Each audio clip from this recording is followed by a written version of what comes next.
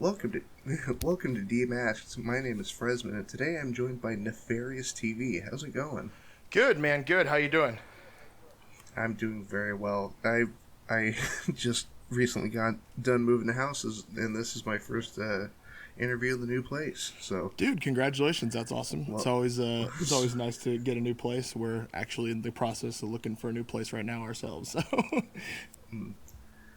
well, we're only here for a little bit. We're trying to look for a new place as well. Yeah. Yeah, man, it's always such a disaster when you're trying to look for a new place, especially when you're moving somewhere new. Like, are you moving to a new town, or are you just moving to somewhere in the same city?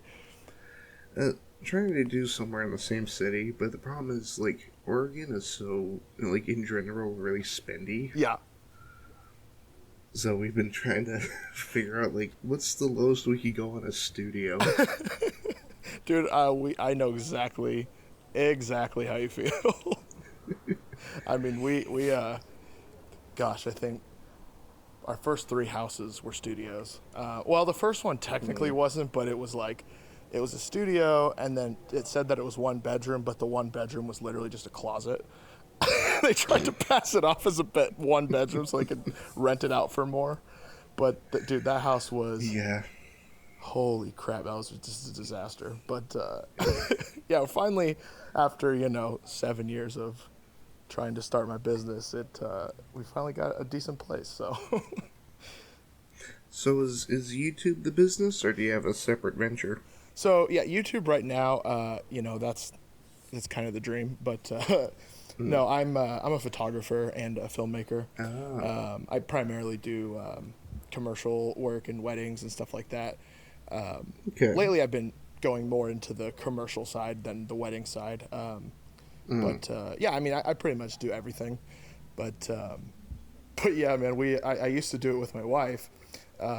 We had a business together, and then she actually, I mean, we've done it for a long time, and when you primarily do weddings for 7-8 years, it's like it gets old pretty quick.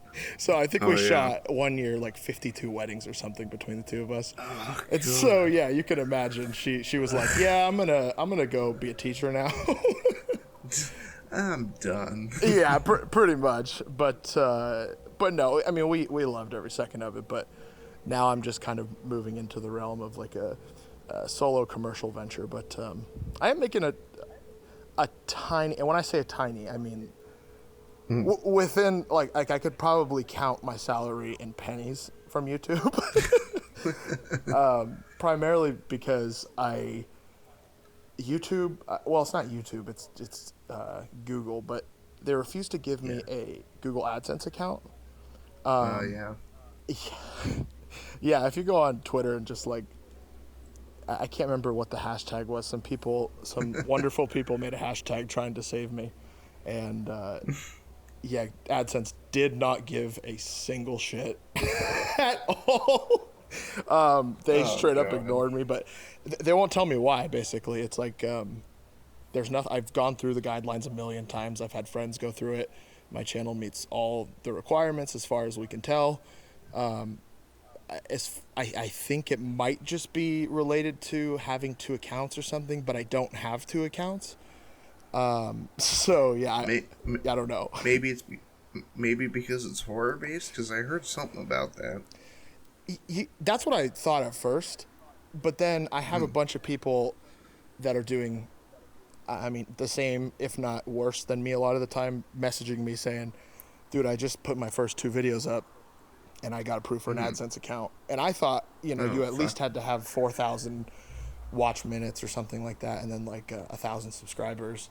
And so yeah, I really don't know, but I'll get it worked out eventually. It's just kind of a daunting task. I just have to keep reapplying every like month. So I'm here or there on the idea of using the AdSense model in terms of like getting, like, having that being financially viable, because it feels like with how many constant changes there are to like the terms of service and the unholy algorithm that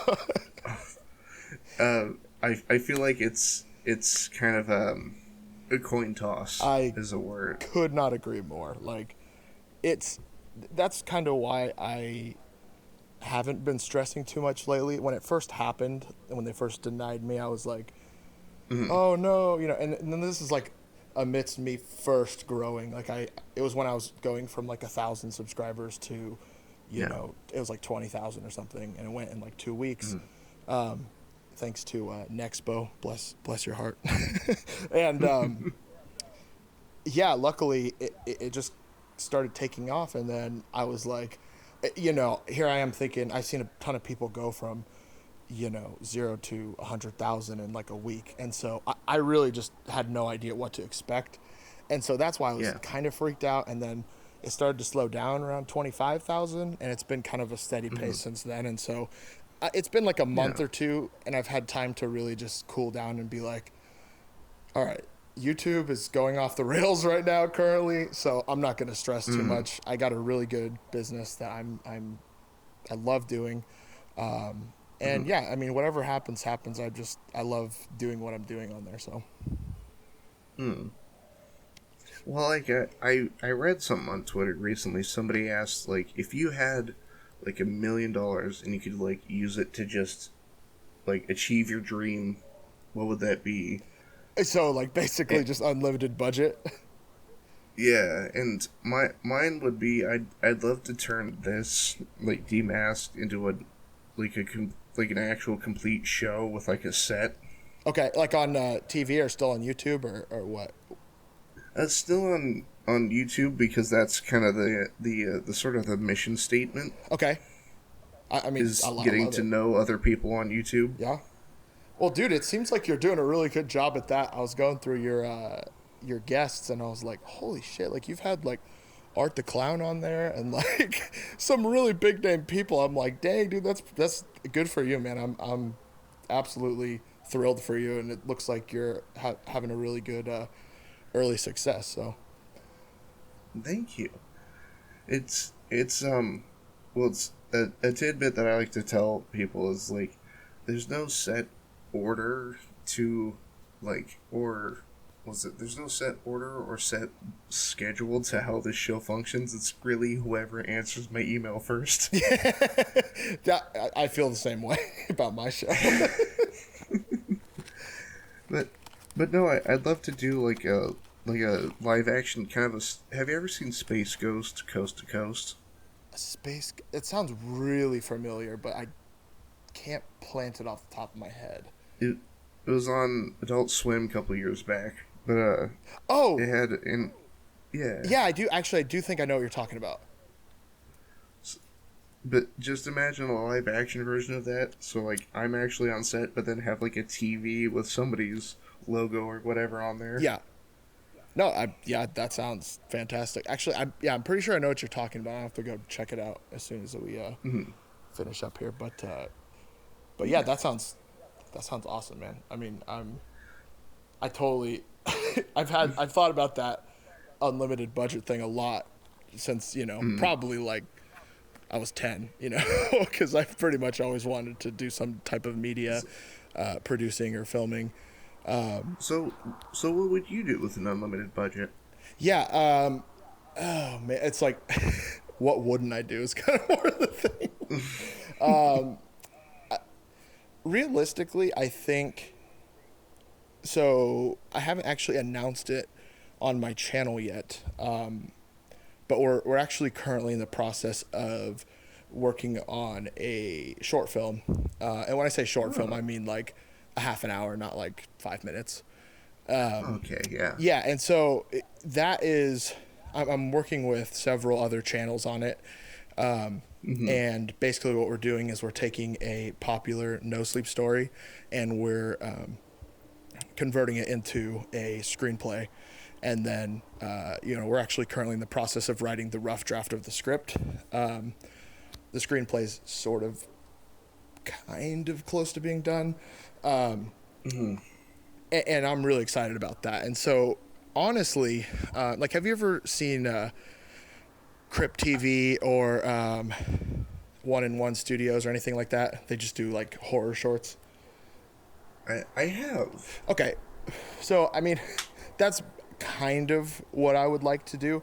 I mean, aside from producing full length movies, I mean, realistically, sort of my goals right now in doing what I do is to be an actual editor for the cinema. That's kind of like what my strong suits are is in editing, and I've been doing it for probably 12 years now or something, and like 8 years I think on. So I use Premiere, After Effects, and DaVinci Resolve, and I have a little experience with Avid too. But yeah, so I'd say, if anything, it would probably be that I would just focus on probably my first full length movie, and I would love to do that on my channel. I feel like that would just be awesome to have full creative control in terms of who's involved, not necessarily myself, but I really like working with people, and what we're doing right now in this short film is like I said, I think we have a total of 4 channels currently. One of them is she's going to be the lead role. One of them is the one that wrote the story, and so she's actually helping us transition everything into a screenplay. And then another channel that is also the co-writer, and I'm writing a little bit too. I'm mostly just producing, and then I'll be directing it. But yeah, man. So I'd say probably do a full length movie.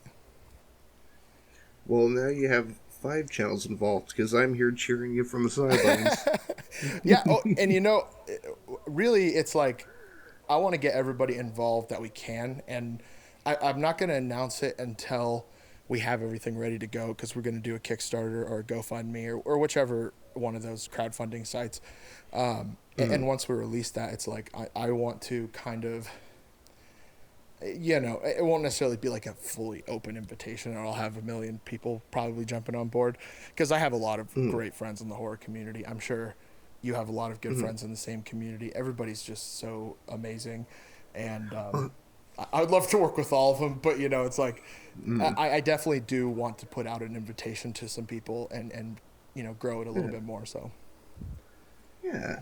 Well, it's funny because like I I've interviewed a lot of people in the horror community, but I'm not a horror channel. Yeah. Although they just get like people in that community seem to get back to me the fastest.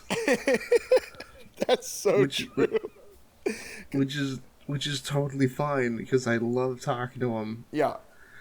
No, and I can completely see that, because there, for one thing, there's a ton of horror channels, especially in the narrator no sleep side. I think it's a really great way, especially for people to get started in, just because you really just need a mic and the drive and be pretty good at picking stories or be good at writing. And I see a lot of those same people transition into other things, or a lot of them just step their game up to the next level with narrating, and so that's why I think there's so many of them. And because of that, it's like we're all kind of hungry to spread the word about the horror community, mainly because you're right, YouTube does kind of hate us. They're constantly demonetizing us, and what's it called, like not banning, but like kind of like shadow banning a lot of channels. I'm actually part of a group. It's called the IBI, the Internet Bureau of Investigation. And it's basically like, it's all of the like really big analyzer channels, like Nexpo, Scare Theater, Rainbot. There's just a ton of people in there, and so we're always talking about that kind of stuff. And we're with this recent change to YouTube in the terms of service, with you can't make your content family friendly or whatever. You've heard about that, right? Yeah. Yeah. So yeah, that's been kind of weird for us, because we're like, on one end it's like we don't really got to do much, but then on the other end it's like we're already getting screwed, so this is pretty much just going to double screw us, because now any kids that were being directed towards our channel. And when I say kids, I mean like 14, 15-year-olds, that kind of thing. It's like they're completely going to just be goodbye, you know? So it's, yeah, we're all just kind of really trying to band together to, you know, prop up the community a little bit. But yeah, I did notice that you're primarily video games and stuff, but your logo is, you know, it's like a Freddy mask alternate, or like, you know, sort of. Is it a Freddy mask? What is it? So the the idea is the mask can change shape, but the pattern stays the same. It's always pink with blue streaks. Okay. And so I have a collection of them. They're up in a box somewhere behind me. Oh, but, you do? You actually have a bunch of them. Oh yeah, I have like 6, 7 of them. Oh, dude, that's awesome. Yeah, I painted myself. I had one. I'll have to send it to you, but I have one that was hand painted by a friend of mine. Oh, really? Yeah. I found this. Was it Black Panther? Airsoft mask, and they hand painted it and added like glow in the dark paints on it. Oh, dude, that sounds really cool. Yeah, but the the reason that like a lot of people primarily see the Jason mask is because that was the first one I bought, and it was the first one that was readily available. Yeah, of course. You know, those are like pretty much every Halloween store you'll find one. But you know, it also is just a what is it? It's like it's not a hockey mask. It's like I don't know. I can't remember. It was some kind of mask they based it off of. It's probably a hockey mask. Who knows? But yeah, it's like it's cool because, you know, having the different scheme on it, it does change it. That's why I wasn't necessarily thinking it was a Jason mask. It's just that was the closest thing I could really pinpoint. Yeah. Oh yeah. Well, like the idea is like, you know, can't see the eyes or no eyes and blue streaks. Yeah. No, I love it, and, man. It looks great. And I've yet to go to a convention, but I'd love to. Oh, I'd dude, love to wear that. I am right there with you. I've been wanting to go to another convention so bad. I just have not had the time at all, unfortunately. I was actually watching some old Comic-Con videos from last year of the Walking Dead panel.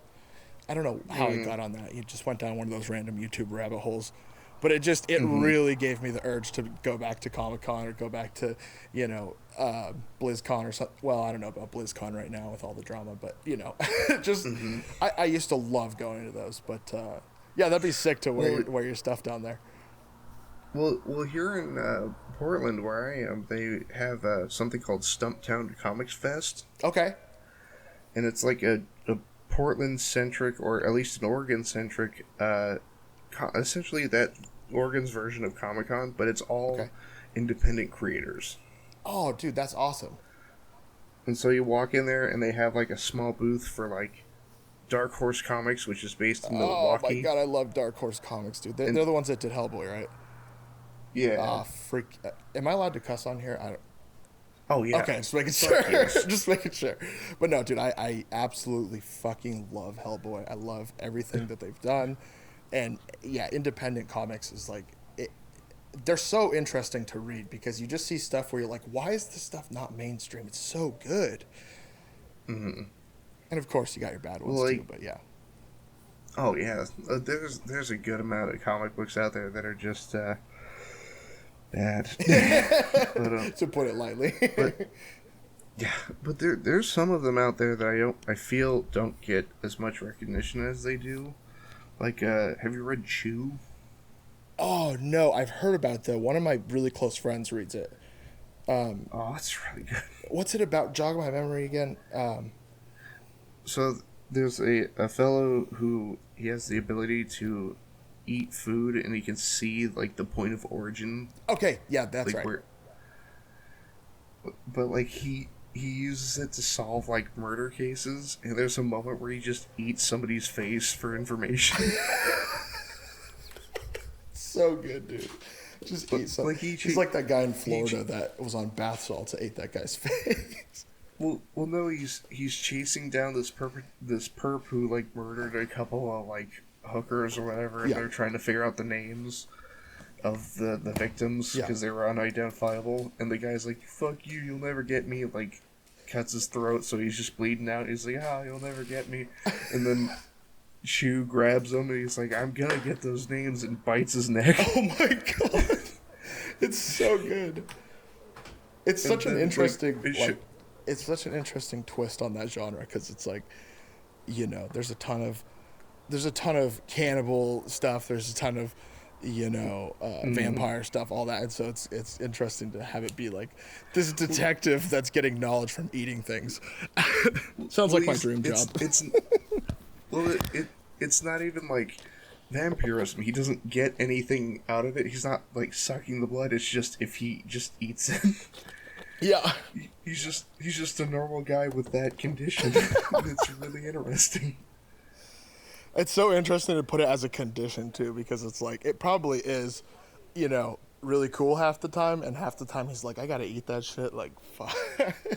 Yeah. Oh, great! I'll eat some chicken, and then you could see like the farm it came from, and then it goes to the slaughterhouse. It's like, oh god. Oh Jesus Christ. Well, he even says it works for like fruits and vegetables. Like you can see what farm it came from. Oh my god, dude, that's so insane. Yeah, so it's called Chew. Chew. Chew. Chew. Chew. Okay, yeah. No, because I'm pretty sure one of my good friends, Alex, reads that comic because he reads so many comics. But I remember him specifically talking about. Well, it was either Chew or Shoe or something. It sounded something like that.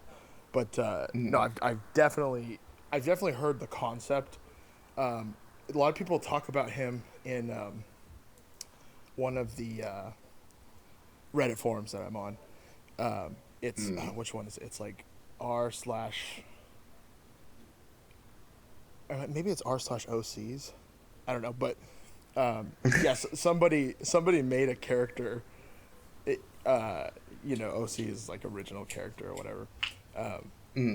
Somebody made a character that has a similar ability to that, but then he's got a bunch of other things too, and that's like I remember hearing about it last. But anyways, yeah. So that was so that convention's in Portland. Mm-hmm. Do they do it all over the country, or is it just there like once a year or what?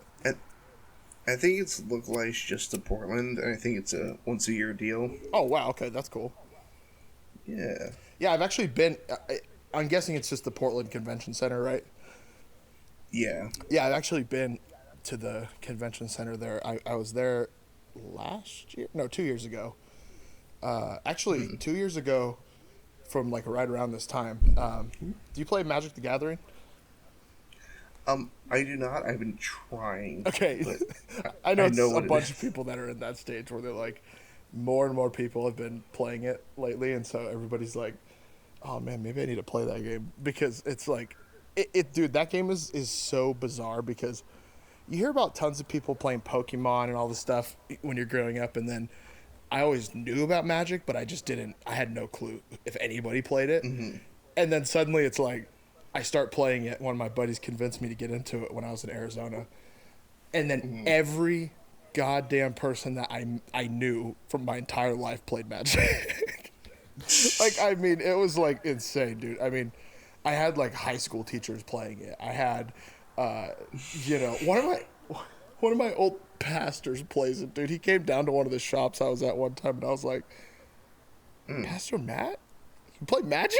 Like, isn't this like heathenism or something? Like, but yeah, I went to it was GP Portland, and it was at the convention center there, and like that was dude, I love Portland. It's super sick. That was the first time I've been. Yeah. Well, I've been trying to find people on YouTube who are in Portland. Isn't that difficult finding YouTubers like near you? Yeah. Yeah, literally, I found one person that's like 2 hours away from me, and that's about it. But I found one person. God, I can't remember the name. Destery Smith. What was it? And Destery Smith? Yeah, I think he does. I want to say vlogs, but I don't think that's accurate. Okay. but I tried to message him and I haven't heard back. Yeah, it's it's really hit or miss with a lot of people. Is he like super big or what? I don't know. I haven't checked the numbers, although if Yeah. I do check, it's probably like, oh, 38 million or something like that. Yeah.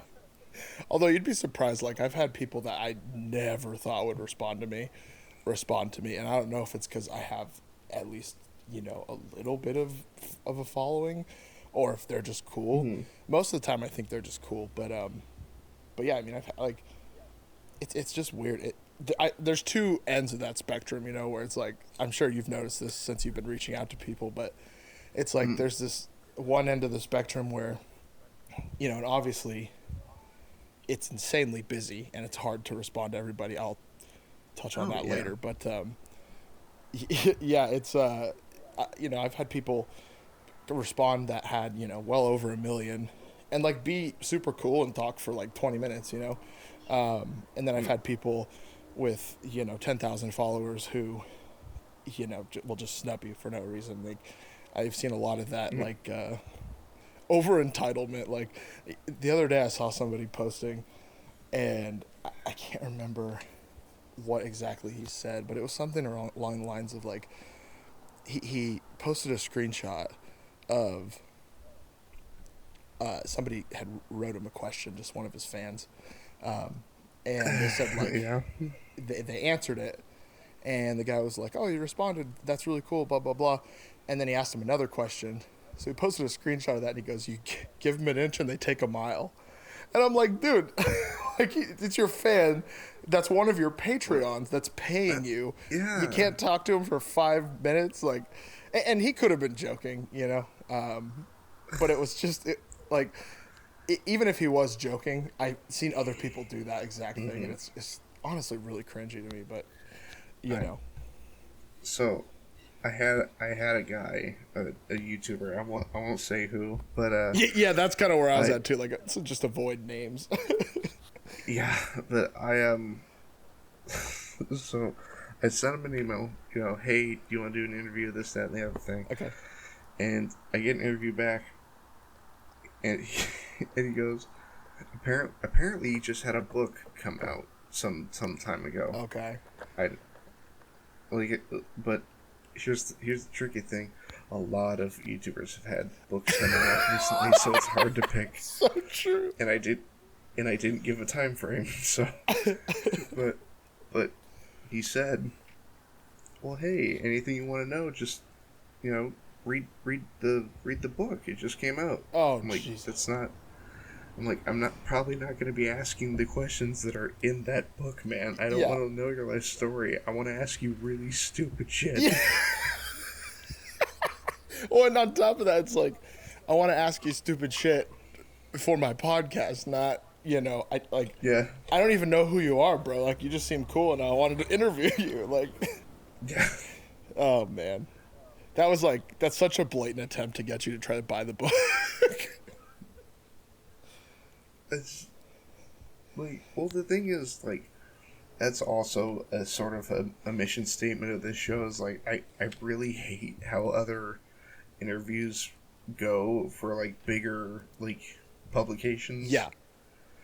where it's like, what do you do for a living? Do you enjoy what you do for a living? Oh How my, much fun was it doing what you do for a living? so true. You're But especially talking about like Vice interviews and like pretty much all those mm-hmm, like magazine or online blog interviews, right? mm-hmm. Yeah, dude, those are so And bad. even watching like interviews for like movies, I will say a major exception is Hot Ones. Hot ones. I don't The know if Have I you know seen them. that show? That's a great show. I don't think so, actually. It's I can't remember the guy's name. Sean Evans. There we go. But he does Sean Evans. interviews with like celebrities, and he has them eat like a row of hot wings that get progressively hotter and hotter. Oh, I have heard about this actually. I've never seen it, but I've heard about it, and it sounds awesome. It is wonderful. Oh It my! is. And he has them eat them like through the whole interview. Yeah, like they eat the wing before they do the question. It's, so they're like fighting through all the spiciness. They're like, yep, that was all. Oh, jeez. You know, actually, I think I might have seen one of them. I think it was what's that girl? Billie Eilish. I think she did it. Is that ring a bell? Um, I I haven't seen that one, but I know who that is. Yeah, like I'm pretty sure I just saw like a little excerpt from it on Twitter. Somebody had posted like a little compilation, and yeah, it looked really really funny. Because I can But imagine some people on there. Like imagine somebody like Ryan Reynolds or something doing it. Like I feel like it'd be so great. just struggling the whole time. Yeah, because dude, there's some of the But like, holy shit, dude. Like some of those hot wings. And like I love spicy food, but damn, like I've had hot wings that I was literally like crying and throwing up for like 45 minutes. So you know, it was called Devil's Blood too. The sauce, I mean, that might do it, yeah. But but but no, like the mission statement of this show is to specifically ask really dumb questions. dude, honestly, I love it. I think that's when you can get the most out of people, and you can get the most like honest answers out of people and see their real side. Because there's so many people that are so stiff and so like, you know, I'm gonna be this one person online, and nobody's ever gonna see what I'm really like at all. So, And and like what I wish there was a way I could get it across in like email. But whenever I email somebody who has like a persona or they don't have the real name out there, yeah, I respect kayfabe. yeah, I I don't I'm not gonna ask that. Hey, what's your real name? yeah. Of What do you course, look like? But they like, probably wouldn't tell you even anyway. But even well, like even like Jason Takes Omegle, like I think something slipped or I like saw his email or something, and I oh saw like really? his and I saw his name and I'm like, I'm just gonna keep that to myself. I'm just gonna keep it. You're like I Just could gonna just keep it blackmail in. this guy right now. Like give me like 3 shout outs and I'll. Keep, promote me on Omegle and TikTok. Oh my god. I, I also that's something I gotta figure out how to do is self promotion because I am terrible at that.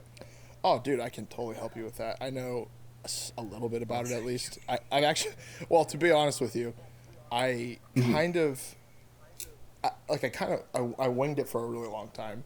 And I actually think the majority of the subscribers I've gotten came from kind of winging it. But I just recently, I had this really, really cool channel.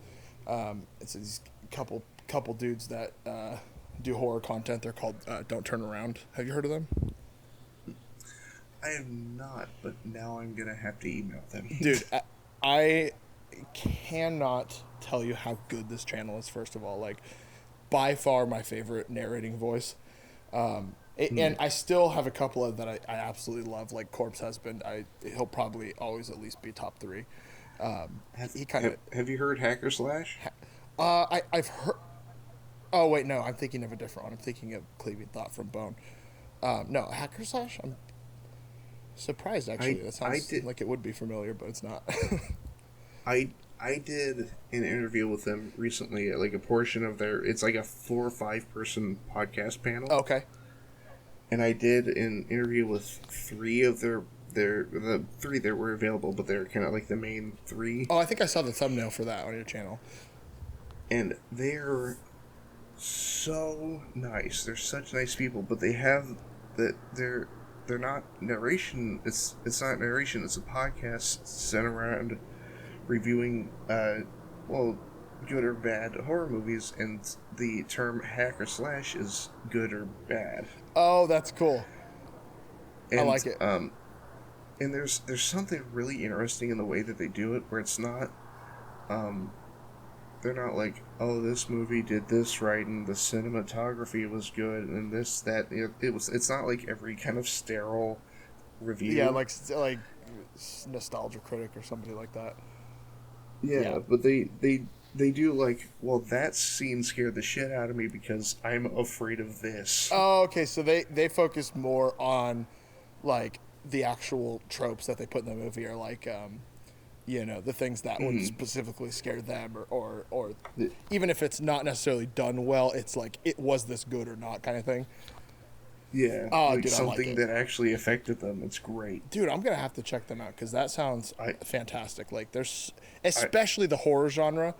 There's mhm. nobody worse than traditional film critics, because the horror genre gets cut to pieces for the littlest things, and I think horror movies right now are literally probably the good ones out there, at least, are the best thing right now in Hollywood. So it's like, that sounds great, dude. I'm gonna definitely check them out.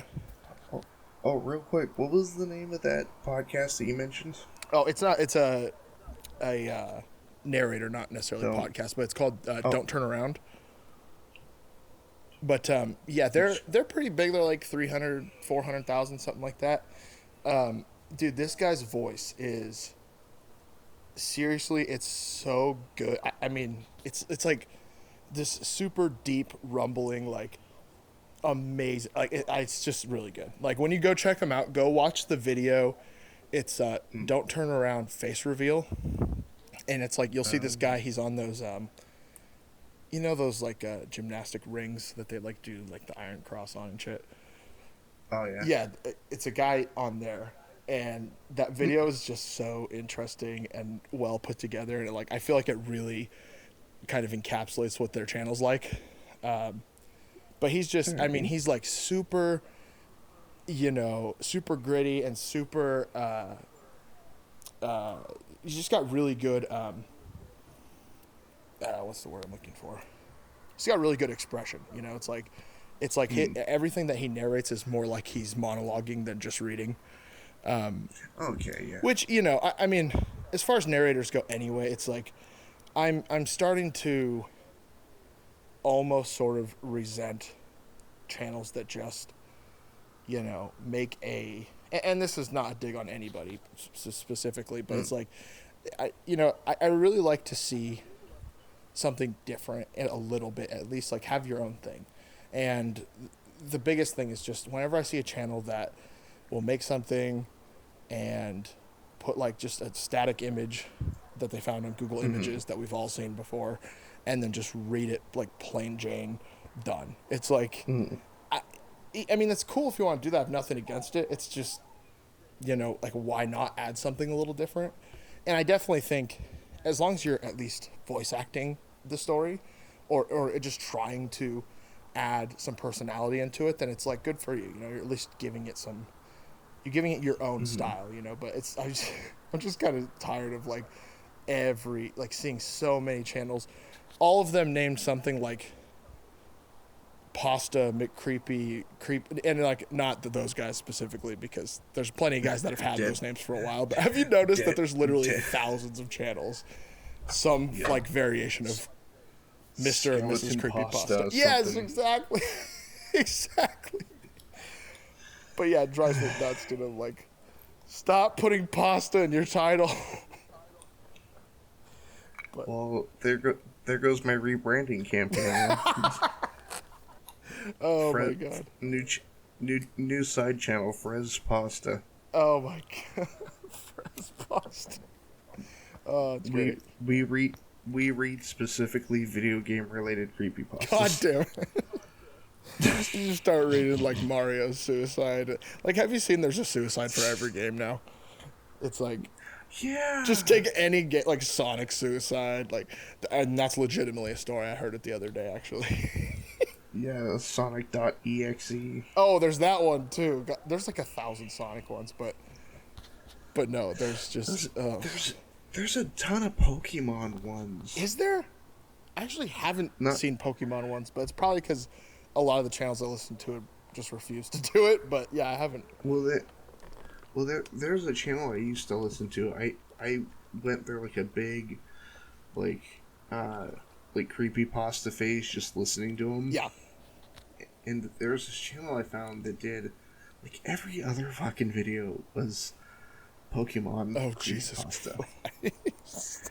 And the thing is, like, some of them just suck. It's like, oh, the game is affecting my life, but but but there was one that was written from the point perspective of the the actual player character. Okay.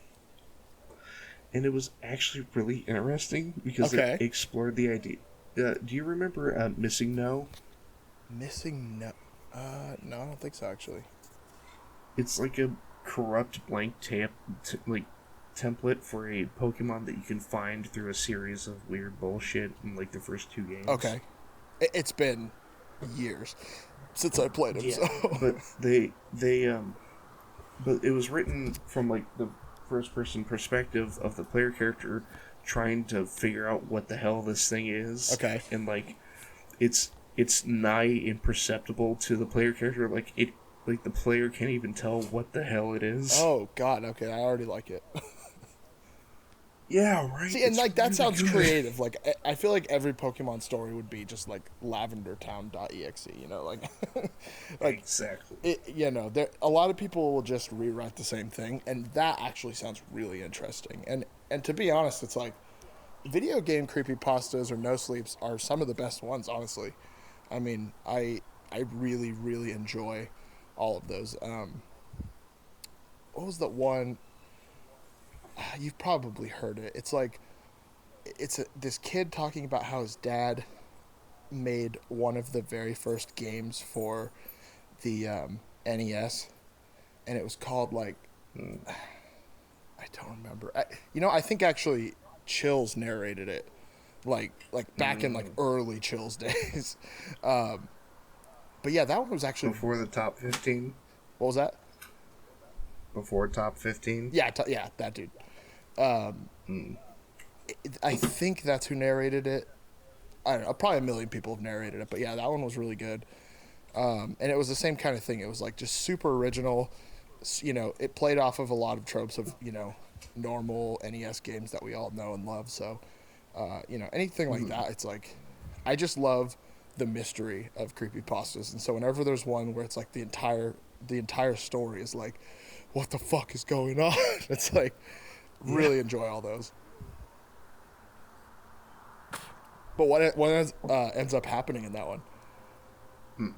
Oh, so he finds it like on a beach somewhere. I think you actually find it in the game. Okay. And he like fights it and starts. He like fights it and he starts losing Pokemon. They're not fainting. They're like disintegrating out of existence. Oh Jesus Christ! Well, because that's what Missing No actually kind of does to your game. If you find it, Oh. it kind of corrupts your save file. Oh, I have heard about this because it like actually fucks with the game. Mm-hmm. Oh my God! And so, Okay, like, yeah. And so like reality starts to slowly break down, and then it like attacks the player and like shears off like one of his arms. Oh.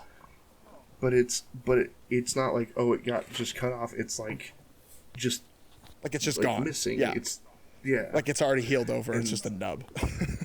Yeah. And so when he drags himself back to town, since the save or reality itself is corrupted, the town's acting like he was always missing his arm. Oh.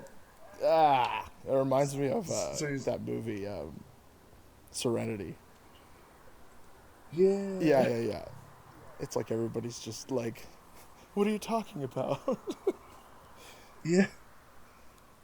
You're crazy. Yeah. That's nuts. Yeah. Or like, did you ever hear Ben Drowned? It was the Majora's Mask story. Dude, that was like the very first creepypasta I ever heard. And it was like, probably 2014 or something. It was a pretty long time ago. And I remember being like, this is stupid. But then somebody took a, like they made an actual playthrough and like they probably just modded the game or something, and they added a whole video to it, and that video like totally fucking messed up my friend and I. We were like, dude, I remember this game, I remember everything about this, and this is not how it's supposed to go. But no, that one was really good too. Like there's just one of my friends posted something the other day about how he's like he wishes he could just go back to like the very first time he heard all of the like original creepypastas, like you know, that one TV show that supposedly a bunch of people remembered being on TV, but then everybody else Candle just Cove. remembers them watching. Yeah, Candle Cove. Thank you. Mm. God, that dude, like all those ones were just like, I remember first reading those, and you're just kind of like, you're a little kid, and you're like, ah. Well, like, have you heard of the SCP Foundation? Oh, dude, I love SCP. Actually, odd little I like fact: there's a channel mm, called. You actually you might know who it is. It's got a red logo. I haven't talked to him in a really long time. oh yeah. God damn it, I'll try to look it up. But he's pretty big. He's like 300,000 or 400,000. All of my subscribers one day started telling me I sound exactly like him, and all Oh. he does is SCP videos. Like he'll just do Mm. basically read throughs of different SCP creatures and stuff. And we were gonna do a video where we were basically gonna switch places, and then just not ever address it or tell anybody. So Just don't talk we about it. still need to do it. It's been a while since I've talked to him, but anyways, yeah, continue. I just thought that was funny, but yeah, I love SCP. Oh, I even toyed with the idea for a while because I've been reading that website for a long time, Okay.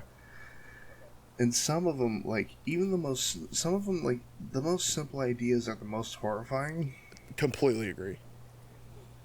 Well, like some of them are like, oh, this thing's the face of God itself. I'm like, yeah, it's not that terrifying. Yeah. But then there was one that had a photo that accompanied it that I couldn't even look at the fucking photo because the thing is, it wasn't like a monster. It was that the entire article. The entire article's about a little girl Okay.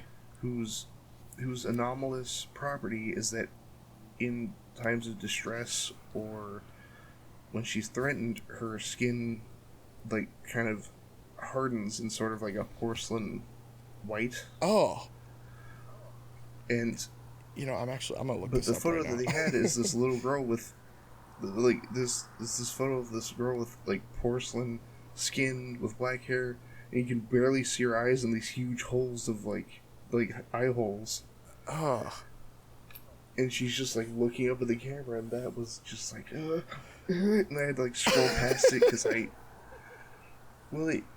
don't know what it is, but things staring at me creep me the hell out. dude. Okay, so you've probably seen the angels, right? The SCP angel. It's like there's a screensaver everybody uses, and it'll be in different places of the room. It's like a statue of an angel, and then all of a sudden, yeah, Yeah. it'll like appear in front of the camera, and you'll like close your browser, and it'll be right there. Dude, that thing Mm. fucked me up so bad. But Oh, let's see. I'm the looking. weeping angel. Yeah, Weeping Angel. That's what it was. There's a Doctor Who episode that has something similar, and that's why it creeped me out so much because I've seen that Doctor Who episode probably a couple years before I actually saw the Weeping Angel. But no, I made it my screensaver for like a year, and Well, it got me every time, dude. like there was one that got me for a bit where it was Oh, a really simple concept. It's a door that has SCP 12 keys 706. All right. Yep. with the hard to kill lizard. Oh, say again. I think you cut out. The hard to kill lizard, Hard to kill lizard. I or don't. wait, 076, is that the plague doctor? No, 706. That's the porcelain girl you were just telling me about. Oh, 706. Yeah. Yeah. Oh, dude, that thing is. There's two different images. I'm not sure which one it is, but all three of them, or no, it's three of them actually. All of them are really terrifying. Let me look. There's one sitting on like a Uh, little bed, and she's got like a backpack on.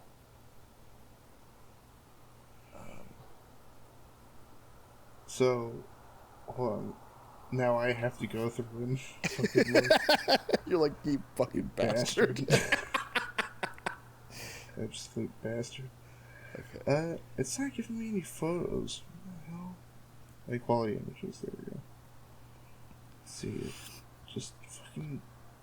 I just No, went I on don't wanna Google see. Images and typed in porcelain girl SCP.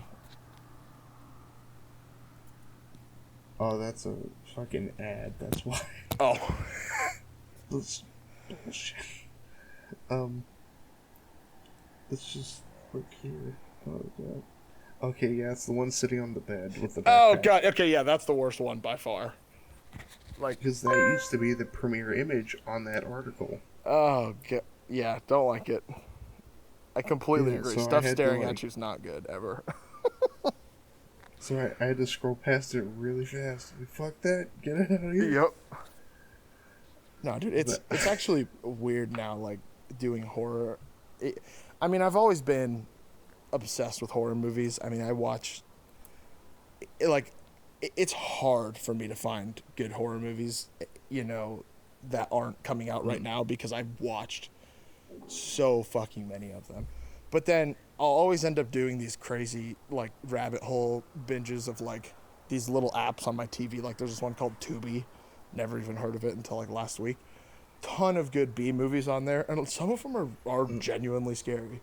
But it's like it's hard. It's hard for me to actually be creeped out anymore because I watch so much of it, and I'm researching rabbit holes on YouTube that are just terrifying, and like eventually you just kind of get numb to it. But there's still always honestly, oddly enough, images are what creep me out the most, and I think it might have something to do with me being a photographer.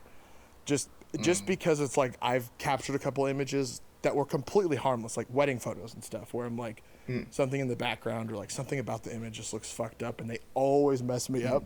And so yeah, I totally agree. Like this thing staring at you with well, like, like, these black holes for eyes are like ugh.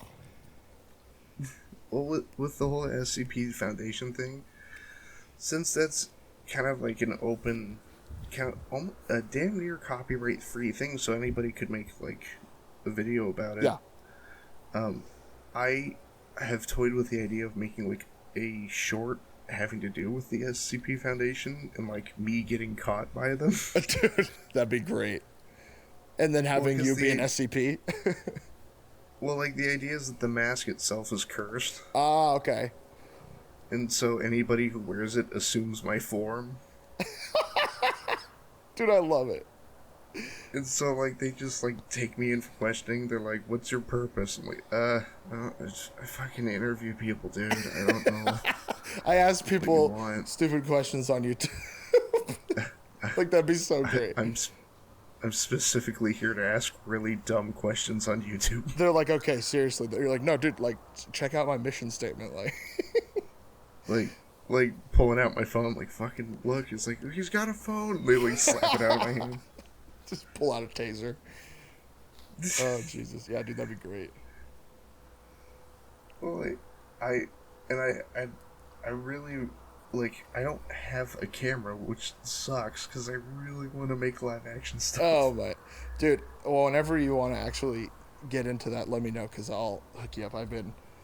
I have been basically reviewing a ton of cameras lately. Like, I'm probably going to make, I have a stock footage channel where I make stock footage for, I mean, honestly, it's primarily for No Sleep and Creepypasta channels to just use as background stuff. And I don't have that much of it yet. I've just recorded a little bit here and there, and a lot of it's just from like shoots that I've already done. But I'm actually going to make that channel into more of a media channel because a lot of people have been asking me. I actually took a not a poll, but I put out a feeler on Twitter today about I probably had 10 or 20 people ask me about if I teach Premiere courses or just editing courses in general.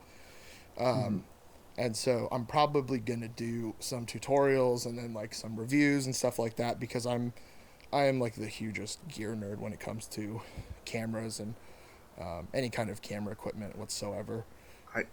So what would you what kind of camera would you recommend So to somebody like me with a little to no budget? Yeah, so that was actually kind of my point was there's a lot of people out there, especially YouTubers right now, like people that are, either just starting out or they're kind of in the same like realm as me, where it's like, it's actually kind of a weird space because anybody that you tell that you know in real life, like, oh yeah, I have 30,000 subscribers, I mean, they like shit themselves. They're like, what? No, you don't. You're lying, and then you show them. They're like, what? So it's pretty funny. But then anybody you meet on YouTube, they're like, oh, that's not that impressive. Like, it's. Well, but see, there's the thing. I don't have that problem because nobody knows. Oh, do you not tell anybody in real life? Well, or not like, real life, but you know what I mean. Well, like, my wife and my family knows. Yeah. But then, so, it's weird to say out loud, but I bought one of my own shirts. Oh, dude, I did the same thing. It's not weird. Everybody does it. Because I want to have one. That's it. But I'll You wear have it to, around. Yeah. And the thing is, whenever somebody is like, "Oh, who's that guy in your shirt?" I'm like, "This guy I watch on YouTube." Dude, I know exactly how you feel. Because, I was in the same boat until I got, somewhat of a following. I was like, I didn't tell anybody. Even when I was at like 1,000, I didn't tell nobody. So the shirt I have is a really simple logo of like with the basic pattern of my mask. Okay. And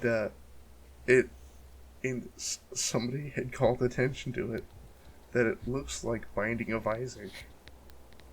Oh, really? Yeah. So when I walked into a fucking Fred Meyer's, like, dude, nice Binding of Isaac t-shirt. I'm like, You're like, sorry, what?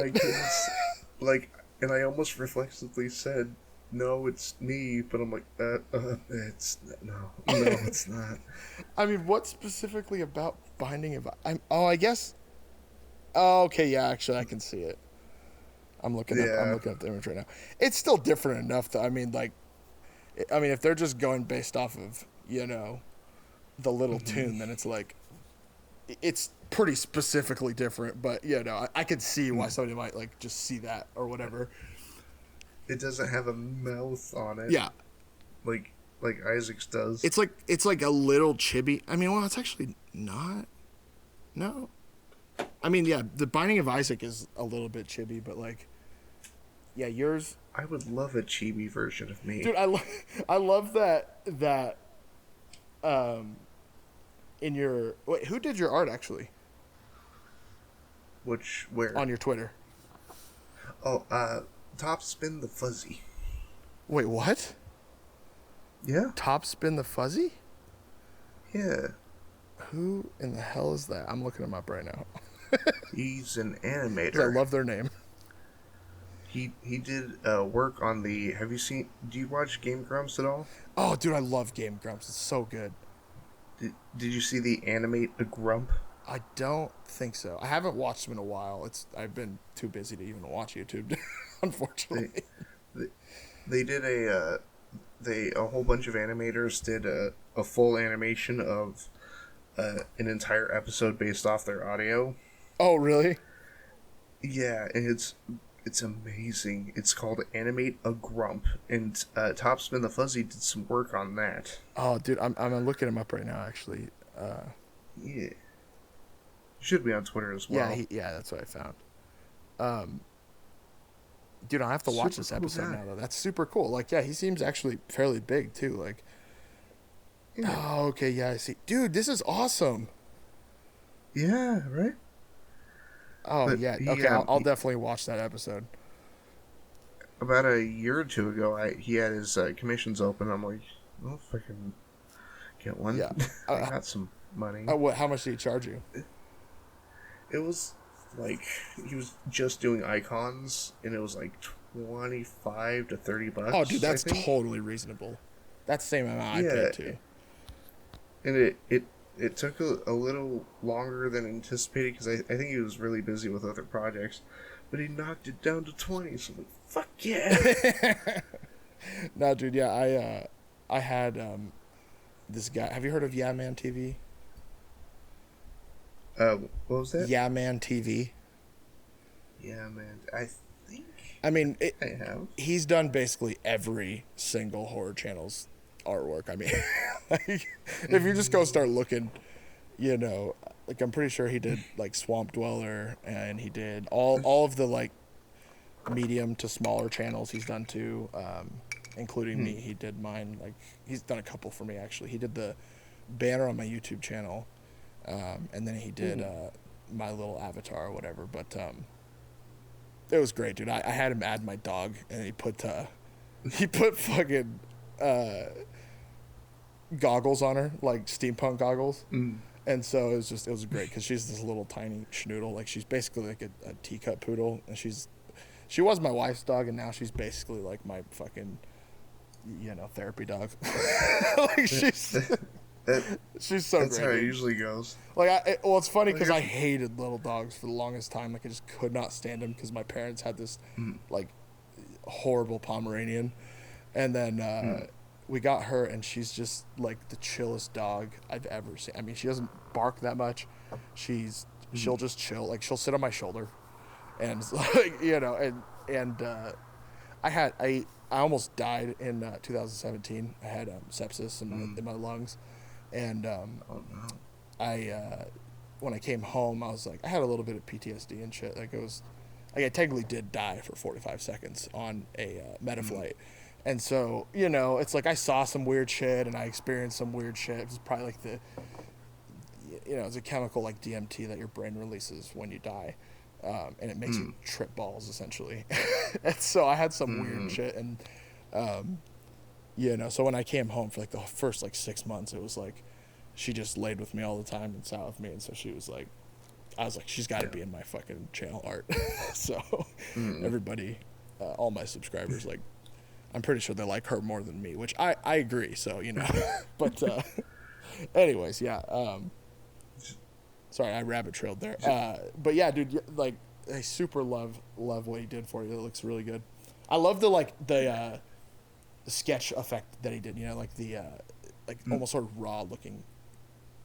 Like I don't even know how you'd put that, but you know what I'm saying, right? Wait, do you mean my I forgot I changed my profile photo. You mean the one I have right now? Yeah. Oh, sorry, I forgot. I completely forgot I changed. Oh, is that not even him? I think it was earlier. No. Oh shit. Okay.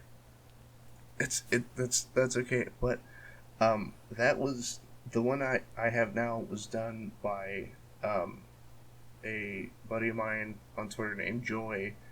She does really good artwork. She does like kind of like looping animations. Dude, it looks fantastic. So I totally believe that was him. So now I want to see the other one. Shit. She here. I'll have to look for it. But since we're talking about art, there's a piece of artwork that I commissioned that I save every piece of artwork anybody draws of me. Dude, I would totally agree with that. And I love it, and I commissioned some artwork for a shirt. Okay. For my show Demasked, and I don't know if you got Discord open. Oh, never mind, it's too big. But I'll damn it, I'll have to shoot you a link or something. But it's by somebody on Twitter named Pooch. Pooch, okay. And Pooch does wonderful, wonderful art at like almost obscenely reasonable prices. Pooch. Let's see here. It's just Pooch. I believe it's Is he on Twitter? I think so. It's she. Oh, it's she. Okay. And I believe it's like at Pooch-tastic, but okay. Wonderful artwork. Yeah, dude. And she's the one that did your current profile picture. No, that's Joy. Oh, that's Joy. Okay. Yeah. But I put it on a shirt. Is the thing. Well, yeah, I'll look for it. After just to, for the sake of saving time for the podcast. But oh yeah. But yeah, dude. teespring.com/Fresto. Oh, there we go. Don't you just love when you forget your own shit? Because I do that pretty much constantly. Well, like with the whole idea of self promotion, I feel like every time I mention something I made, I feel like an asshole. Dude, okay. So that's probably actually the first real big hump to get over. A lot of people don't have that issue because they're, you know, they have no problem promoting themselves every chance they get. Well, actually, how old are you, man? 23. 23. Okay, yeah. So you're like vaguely in the same age range as me. I'm 28, but it's close enough, you know. But it's like, especially a lot of channels that are like around between 18 and like 21. I'm noticing like it's bizarre that you'll see people that are the single most humble person you've ever met in your life, and they've got, you know, 1.5 mil subscribers, but then you got some 18-year-old that is, you know, doing absolute trash. Like this person I know, definitely not going to say names here, but they use photos from Google Images, and they literally have like the iStock photo watermark on. It's bad. It's real bad. And I'm pretty sure they record their voice with a shoe. So, but long story short, I think she's got 30 subscribers or something, and I think they're the single cockiest person I've ever met in my life. So it's weird, but yeah. So getting over that hump is definitely odd because I know exactly the feeling you're talking about. It's like you don't want to you don't want to sound like an asshole. You know what I mean? Like you just don't want to have that like, oh, I'm a YouTuber, like because you see that so often now. But honestly, dude, it's just one of those things you just gotta eventually be like, you know, this is I'm doing this for a good reason. I'm doing this to have fun, you know, and nobody's gonna fault you for it. It all just depends on like how you're approaching it, you know. But yeah, dude, actually, that was back to our earlier conversation about Don't Turn Around. The reason I brought them up was because they reached out to. Have you heard of Penny Tails Up? Oh no. Oh no. Oh no. Oh, are you there? Frez? So the call's on. Uh-oh. Frez? Hello? Oh, are you there? So, hold on, I accidentally. Is there a way I can. Oh no. Are you still there? Yeah, I'm here. So, I went to send you a link over Discord, and I accidentally hit join call, like, on my phone. Oh! Oh. And I'm like, it won't. So you're on your phone now?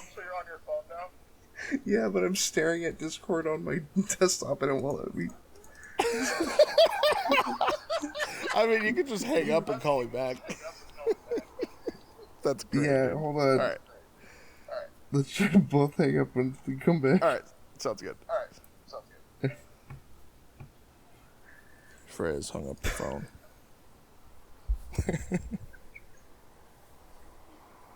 All right, so now we're restarting the podcast, right? Yep, totally starting from square one. Dude, I mean, I had all my carrier pigeons ready and my fucking smoke signal ready, so I mean, whenever you want to do, great fire going. I had my CB radio hooked up. It was great. CB radio. But, Anyway, so where did I cut out? Did you hear? So basically, what I was saying was going back to the whole self-promotion there thing. we go. Yeah. The reason I brought up "Don't Turn Around" earlier was because they actually. Have you heard of Penny Tails Up? You know, I saw, I think, something about them earlier. I'm not sure what it was. Okay, yeah. I mean, if you've been on my Twitter, you probably have seen the name pop up. Like, she's one of my best friends, and she is a narrator. She also writes all of her own stuff, and she does speed drawings behind her videos, and she does like a scene for, whatever story it is that she's doing. She'll just draw a picture that is essentially like probably the main essence of the story. And Sure. it's wonderful, dude. I mean, it's like she has got so much potential, and one of those channels that it's like when you watch it, you're like, how the hell do you not already have at least 100,000 followers? Like, and she's got like 1.5 thousand or something, but she deserves a lot more than that. She's got a really good voice too. But she wrote this story called "I Don't Have a Cat, a Cat Has Me," and basically it's just about this evil cat. Oh, he's kind of evil. I don't know. But so she needed somebody with like a deep rumbling voice, and so I hit up Don't Turn Around and asked if he would do it, and so he hopped on there and really liked Penny, and Don't Turn Around and I actually kind of helped each other out back. He got demonetized, and then I couldn't get my AdSense account, and so we were just sort of helping raise awareness about it. But so that's how I knew him, and he ended up giving both of us a lot of really, really good advice in terms of how to get ourselves out there and stuff. And there's a Yeah. couple of things that are really simple that I think are every creator should be doing, and that's the number one thing is your tags. So, do you have channel tags? So not the tags you put on your Um, videos, but the actual tags that are on your channel. It's in like your settings. I do not. Yeah, so I didn't have channel tags until last week. So I had no fucking idea that was a thing. I like they were like, "Oh, Me what are your either channel until tags?" And I was just like, now. "Huh? Channel tags? Like, what do you mean, dude?" And yeah, so I guess you go in settings, and then I can't remember exactly how you get there, but it's like it's this little menu that pops up. It's like it's a small menu, but then there's like 4 or 5 different sidebar preferences that you can click, and one of them takes you to that spot.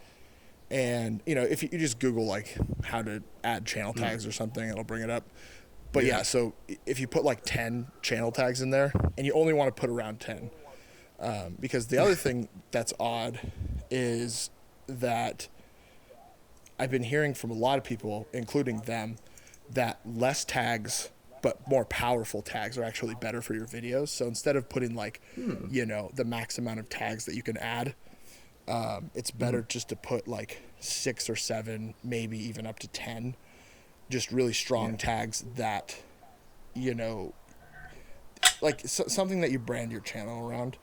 And so, and this is something specifically, Don't Turn Around, talk to me about. But I guess it's good to have like a certain word or a couple of words that are sort of like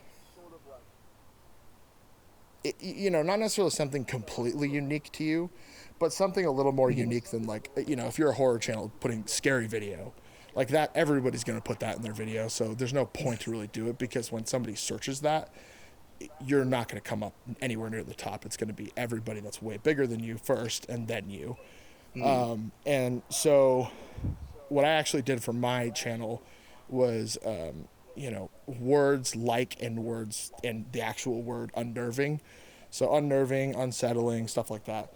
And then, then you put some normal ones too. But so for you, you could focus on, you know, like video game podcast or, basically whatever it is that you want to primarily focus on, or like what your primary mission statements are, and then start tagging your videos with a couple of those every time.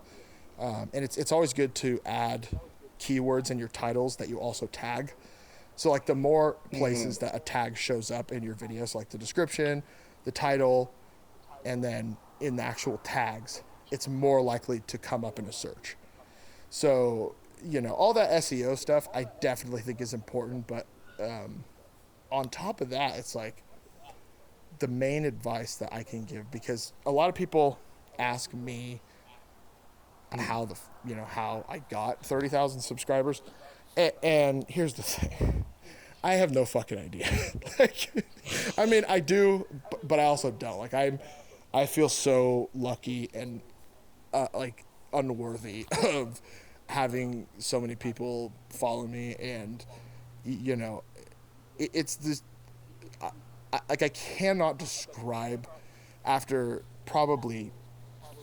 I mean, it's got to at least be 15 years by now of pursuing different, you know, performing arts careers and hobbies and stuff. Like, I was in a band for 10 years and, you know, we toured and stuff, and we never really made it anywhere huge. I mean, we did some festivals and stuff, and then the biggest thing we probably did was we toured with this band called Blacklight Burns, which is Wes Borland's, the guitar player from Limp Bizkit. It's like his side project. And they're also fucking weird, so I don't suggest listening to them. Are you telling me you played with somebody who worked with Fred Durst? What was that? Yeah, basically. Oh man, yeah, that dude. That had to have been some of the weirdest dudes I ever met. I mean, they like. I mean, they. I mean, maybe I shouldn't even say this on here, but they were getting prostitutes every night. They were, like, I mean, they were constantly high on who God knows what. Like, it was insane. And you know, here's us. You know, we're all like, we have families, and not that they don't have families, but we have no money. That's the main part of it. Like, we're making enough money to almost cover our expenses for the tour. And so, I wish I could afford drugs. Say again. Just sitting around, like, while they're getting stoned, just like, man, I wish I could afford drugs.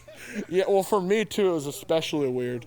And you know, this is something I'm pretty open about. I'm actually working on a documentary, a fairly short one, but I'm actually sober from opiates for,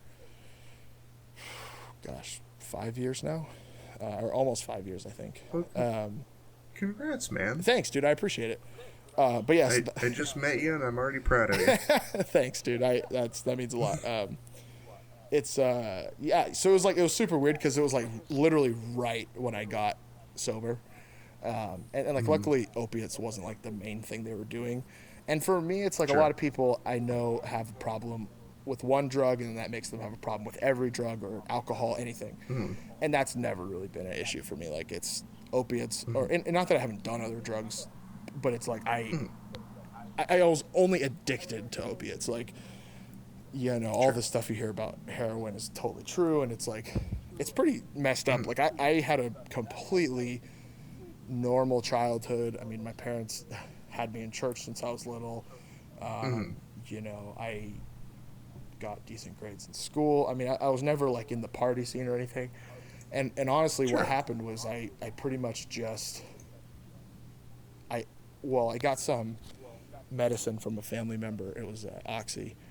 And they ended up moving away, and so they couldn't take it with them, and so they left it, and they were like, oh, you know, if you guys have any kind of a like headache or something like that, or something, you know, some really bad pain, then you could take this. And I was like, oh, whatever.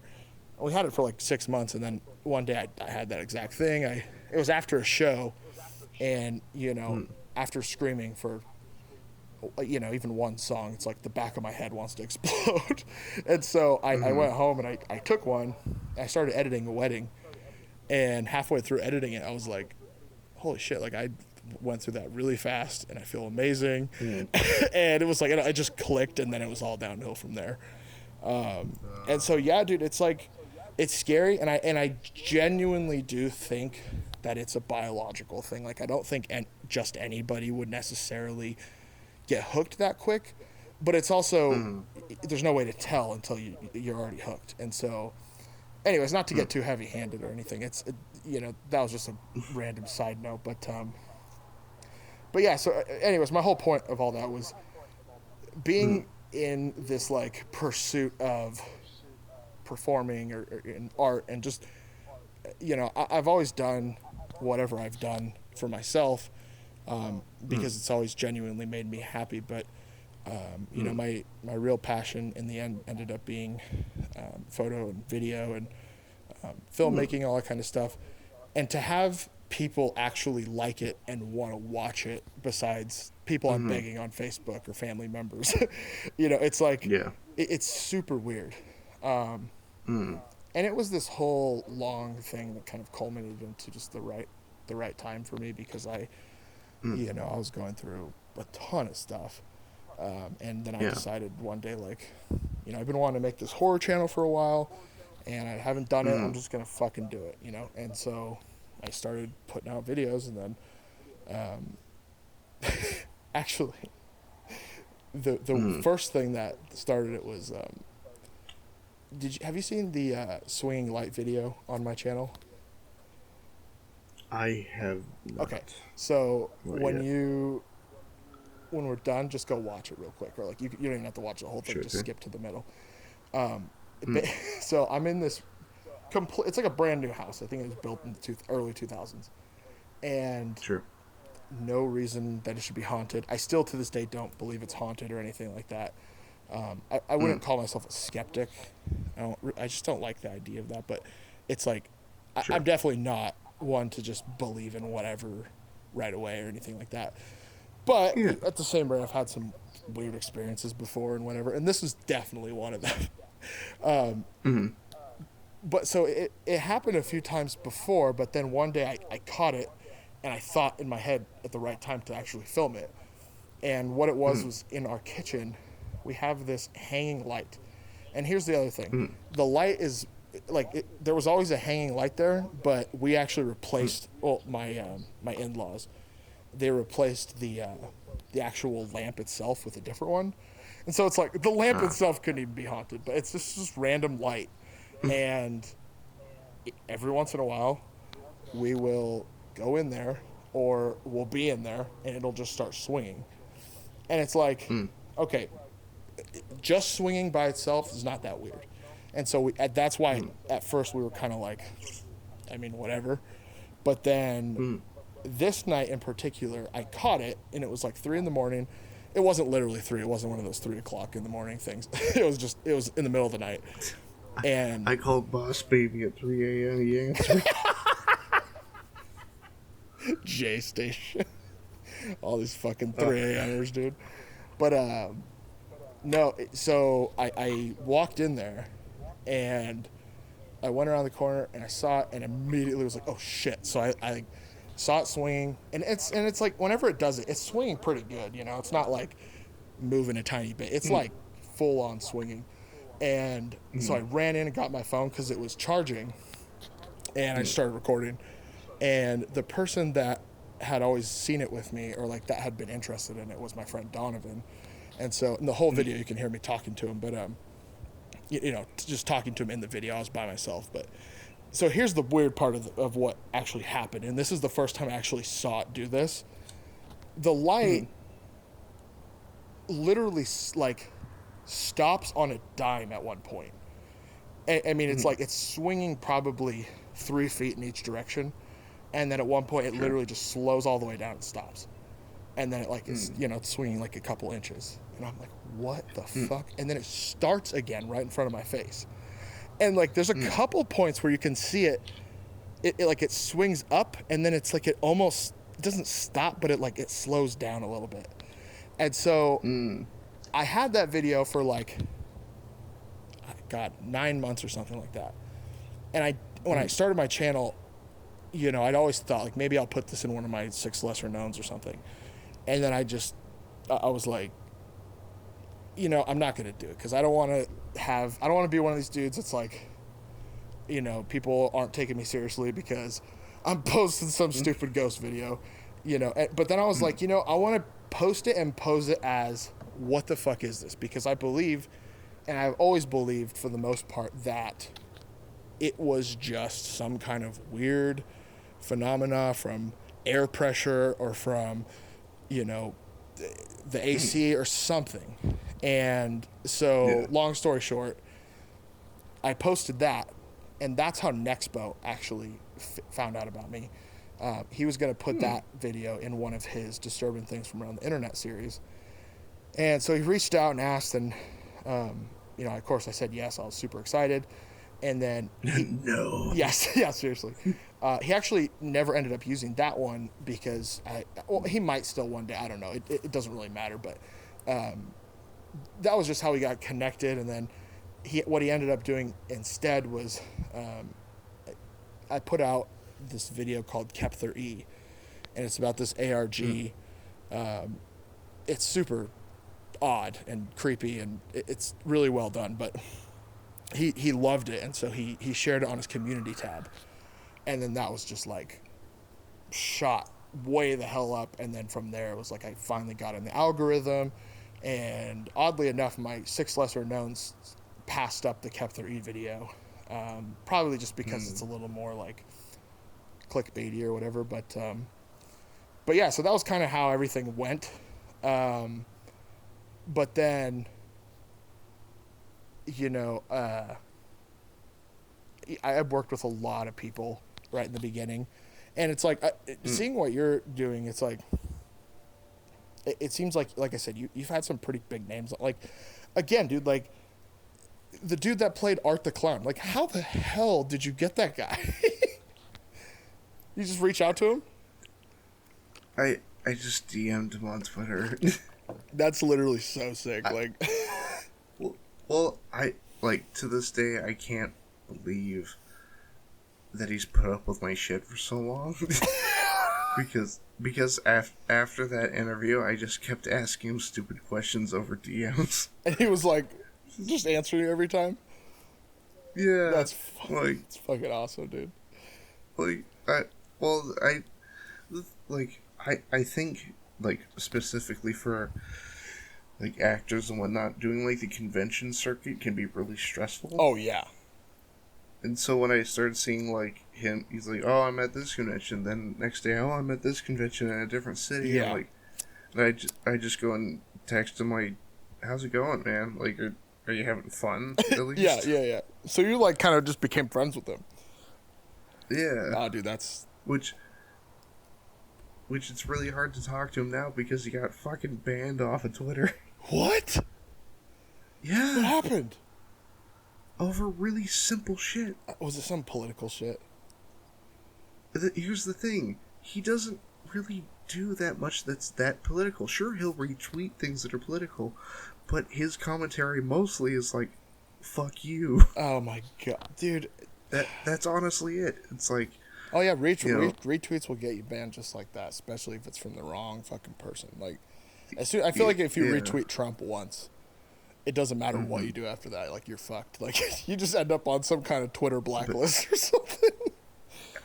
But he got, like, I saw that it wasn't on there anymore, and I couldn't, like, DM him. Damn, dude. Because when they start, so when they start, like, when they got crowdfunding done for, like, Terrifier 2. Yeah, I saw that recently. I just started asking him dumb questions like, dude, can I be in Terrifier 2? Can I die in that movie? I'll bring my own costume. Like, I'll do all the work for you. Yeah. That's fucking then, funny.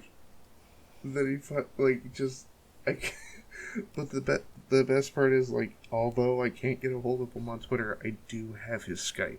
Dude, that's just fucking legend, man. Like, and you're right, like, touring of any kind, which, you know, I'm sure doing the convention circuit is, like, it's, if not worse, honestly, because it's not like you're going and playing one show or, like, you're, you know, spending an hour actually performing. It's like, you tour somewhere, and then you're there all day, and you're signing shit, and you're in a costume. And I cannot even imagine that, because just touring alone for 2 weeks, that was the longest tour we did, I thought I was going to die by the third day. So, like, I can imagine that dude's, like, just wants to fucking die at this point. He's like, no more fucking conventions for me.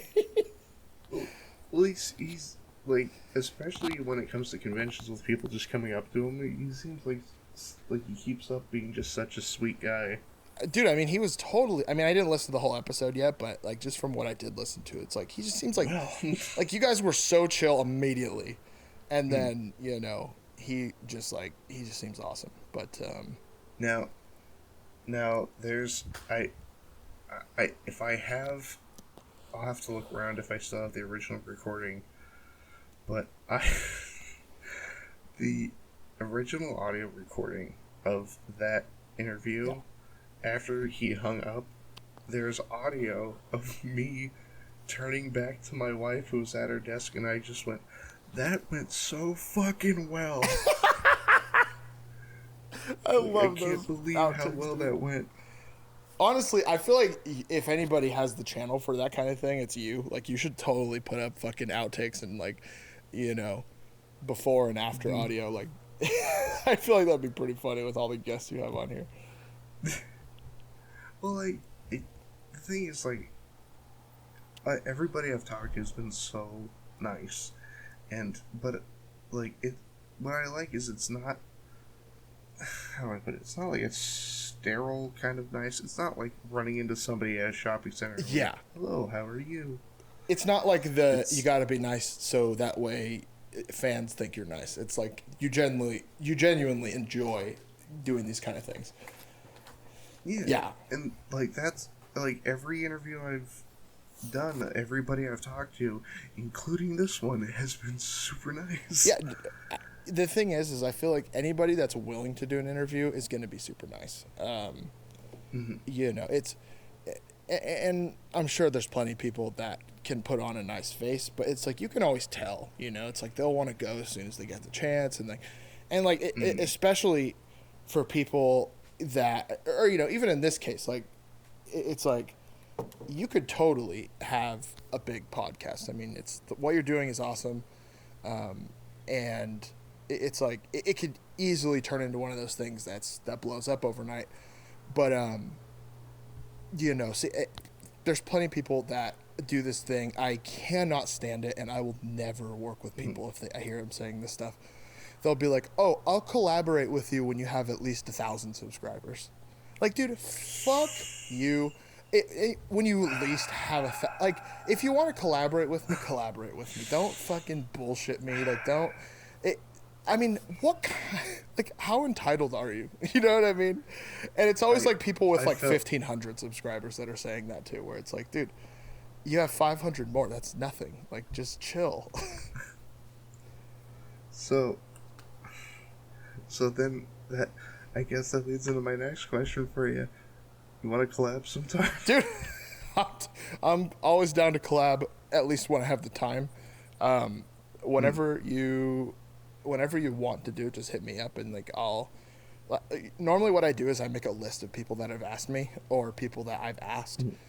Like I have a pretty, like it's at least 10 people on a list right now to do 6 lesser known creepy videos because with that series, I'm basically like, so I'm gonna have a guest every episode. I decided, and they're all gonna be Mm. channels under 1,000 subscribers because there's so many people out there that have amazing channels. Like this next Mm. episode, one of my really good friends, his channel's called Things That Go Bump, and Mm. he's uh, he's one of them UK folk, and One of one of them. those. I hope he listens to this. He'll probably kill me, but so he basically does like a lot of paranormal stuff. He has a Mm. couple different series. I've collabed with him on his channel a couple times, and he's been doing it for I believe 2 or 3 years. He's had his account for a really long time, and he's at almost Mm. 400 subscribers, and it is just a fucking travesty, dude. Like this guy is awesome. I mean, all of his content is really professional. He did some schooling in production and editing and video and all that stuff, and so he knows how to make it look good. Um, and his voice is awesome to listen to, and it's like Mm. 400. Like, how does that happen? I mean, I don't Mm. get how you could be on for so long and be making good content like that and have it not take off. And really, what it comes down to, I think, in the end of the day, is just how much you're willing to promote yourself. It's the same issue Yeah. I think that you were just talking about, where it's like you almost don't want to put yourself out there because it just feels kind of Mm. douchey. But it's like Mm. I don't think. Well, there's definitely no fans that are going to think you're douchey, unless you're doing douchey Yeah. things, which are always really obvious. But other than that, it's like posting whenever you have a video come out. Just in Mm. general, being active on Twitter and stuff I mean, that stuff will always get you out there. Like, I mean, I think the reason like Nexpo even first saw my stuff was because I would comment on his stuff every once in a while, and it wasn't even necessarily trying to like, get him to shout me out or anything. Like I was just like I'd see one of his posts and I'd comment, and he'd comment back sometimes, and it's like most of the time people will on Twitter especially, unless they're in like the 40,000-50,000 follower range, then it's just like it is genuinely hard to keep up with everything. And being as big as I am right now, which is pretty small, it's like it's still super super difficult to answer everybody, especially in YouTube comments. But but yeah, it's like I I don't understand how that happens sometimes. Even like when you first messaged me, it's like I saw you had 50, and I went and checked your stuff out, and it's like if there's one suggestion I could give you just based off of the little bit that I've seen from your channel so far, is that I actually think most of the time, especially when it comes to newer channels or smaller channels, it's better to upload less and make your uploads just focus on making each upload better, essentially. And I don't know, I don't know that much about your quality control or anything, but from what I've seen, it's really good. But I did see that there's like a bunch of video game, like 4 or 5 parts of each one. And the only thing about that is it's like people that are willing to listen to you are probably only going to give you like one chance unless they like you. And a lot of people, I feel like most people are into this like long form podcasting type of thing. And what ends up happening, I think in your case, would just be the podcasts get lost in the video gameplay. And so I feel like there's one of two things. I think there's a way that you can actually change the way things appear on your channel. So, like the video game ones, it's like you could group them into to only show up like on the video category. Like, but when they're on your actual homepage, they'll just see all of your podcast interviews or like your top video game videos. So like if you have one that's particularly popular, then that one will show up too. Okay. The only reason I think that is, and after you get big, it doesn't matter so much because you have fans, and at that point, your fans are invested in you. You know what I mean? It's like fans don't typically only care about your content. Like they watch you for you, and I found that true for myself, especially recently. Like I've been watching some new channels that not new, but channels I'd never watched before, like H3H3. Never watched them before for some reason. I just never tried it out. I started watching them and I watched probably every video. I loved it. But then now all of a sudden it's like they're only doing their podcast. And I do enjoy their podcast, and I really liked the podcast actually for a while. And then all of a sudden it was like in the last couple of months they've gone really downhill, and it's like Ethan seems like something's going on with him. I don't know, and so it's like, to be honest, I just have kind of stopped watching, and it's not because their content has changed. It's because a lot of the shit that they get in a lot of arguments and stuff like that, and I just not feeling it, So that's my main piece of advice is just, make your uploads, less frequent. Like maybe like how many do you do right now generally, like a week? It honestly depends. Like usually, so what I've been trying to do is like in between episodes of Demasked, I'll try to kind of subsidize that kind of space in between with gameplay videos. And what I usually do is I'll record in a big, like, kind of like what other channels do. It's like, because I do my videos in 15-minute chunks, but if I go for like 3 hours, I can get, like 6 videos out of it. Or 6 more videos out of it.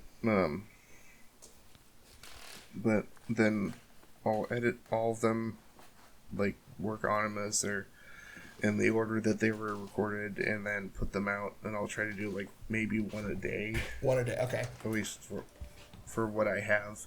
But with what you've told me, what I think I might do is do almost like a same concept, but slow it way down instead of every day. Maybe like a bi-weekly thing. Yeah, like maybe what I would do is, I mean, I hear everybody say this all the time, and to be honest, I don't really know what I think about it yet because I haven't gotten that far. But most people say when it comes to having drastically different series or something, which I do on my own channel. Like I have, I have my 6 lesser knowns, then I have the analysis videos, which are totally work fine together. But then I have a couple episodes of Nefarious, which I've been, just kind of toying around with, and it's really just a commentary. It gives me a chance to fuck around. Like I just did one on the Area 51 shit, and it was really fun, and it's got significantly less views than my other stuff. And it's like everybody that's watched that video has said nice things about it in the comments, and a lot of them were saying things like, it's nice that we're seeing a horror creator put out comedy too at the same time. It like shows your personality, and like we get to see more of you.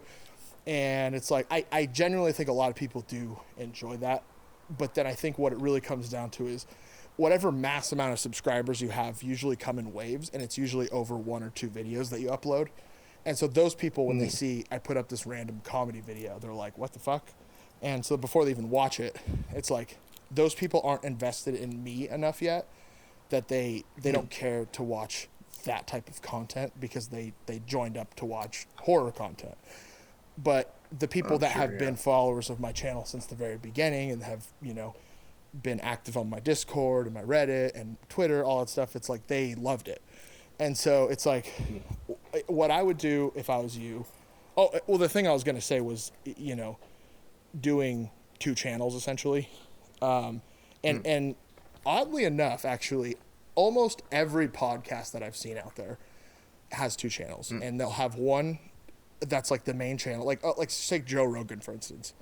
He's got like the Joe Rogan podcast, the Joe Rogan Experience, and then he's got JRE clips, and it's like just the little like chunks of video that are like really interesting. So like in your case, if you were to do that, I would say you have you could name it whatever you want, but you could almost do it like your name plus gameplay, or any version of that basically that you want, and you upload the full gameplay videos. It could either be the whole thing or do it in chunks like you're doing and release them every day. But then here's the other thing you could do is that if you have something within those gameplay videos that turns out like specifically really well, like something really funny or something some cool thing you did, or just some like interesting mission or tutorial, whatever it is that you're doing, you could take a small portion of that, like 5-10 minutes of it, and then upload it on your main channel so they know about the video game channel. And then if you want to see more video game stuff, then go to this channel. And honestly, I do think that would be probably the best for you in your case. I don't know if I would refer that kind of thing to all channels, just because there's plenty of people that I think you could easily fit 4 or 5 different totally different series. It's just when you have this long form podcast and then hours of gameplay, I think it'll probably just do a lot better for you. And here's the thing, I could be completely fucking wrong. It's just in my experience from what I've seen so far and like the advice that I've gotten, I think that would probably be your best bet, because just when I went onto your channel, like I said, it was like I was looking for the podcast things, and I was obviously looking for them for a certain reason. But the other thing is, it's like it might also have to do with just the naming. Like if you're having part 1 of I think you're playing Batman Arkham Asylum, right? Arkham Origins. Arkham Yeah. Origins, yeah. So it's like, I would name specifically what you're doing in that mission, or like, whatever section you're on. Okay. Because then also it's like, at least if you do that, then you'll start getting people that are playing Arkham Origins, and they'll want to figure out how to get through something. And like, because like I said, I haven't actually watched one of the gameplay videos. Are you doing commentary the whole time? I am, and Okay, that's good. yeah. And so, do you know those crime scene investigations that they have in like Origins and I believe Arkham Knight? Yes. Like where you play it back and forth and figure out what happened. Yes.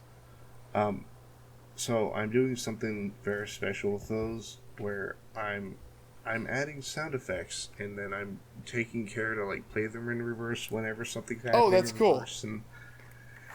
And I think it's part 2. If you check that episode Okay. out, I spent like 2-3 hours on specifically a fart joke.